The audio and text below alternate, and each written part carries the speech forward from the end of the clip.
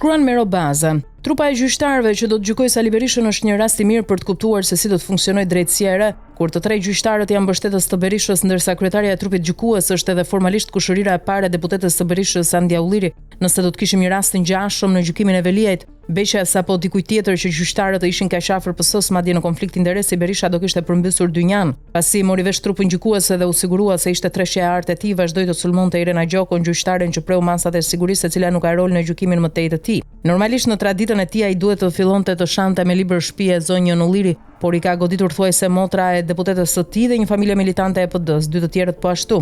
Është pak a shumë sikur po paraqitet në gjykatën e PD-s drejtuar nga Adriana Kalaja, dhe ky është një rast i mirë për të kuptuar gjithësjelljen e Sali Berishës ndaj drejtësisë në Shqipëri. Fillimisht kemi për të parë nëse Berisha nga sot e tutje do ta mbrojë mandatin e Arjan Dojës në Durrës, të cilin e pretendon Andia Ulliri, motra e gjyqtares që kryeson trupin gjykues apo jo. Nuk është se ka shumë në dorë për të vërë në këtë pikë, se e ka në dorë KQZ-ja, por duhet parë sjellja e tij. Nëse e pyes si e dje për këtë çështje, natyrisht do të thoshte kjo çështje është e mbyllur. Të shohim tani nëse do përmend atë shprehjen e tij shfaqësuese, çdo deputet ka të drejtë kërkojë të drejtat e tij. Më tej kemi për të parë nëse ai hedhësi i Shortit, që është poshtar i tij, i ka zgjedhur vetëm me dorë me një marrëveshje paraprake, apo i ka zgjedhur i sigurt që i ka ushtruar dhe nuk ka bërë ende në një pazar. Kjo do kuptohet nga mënyra se si Berisha dhe dhëndrej do t'i trajtojnë ata.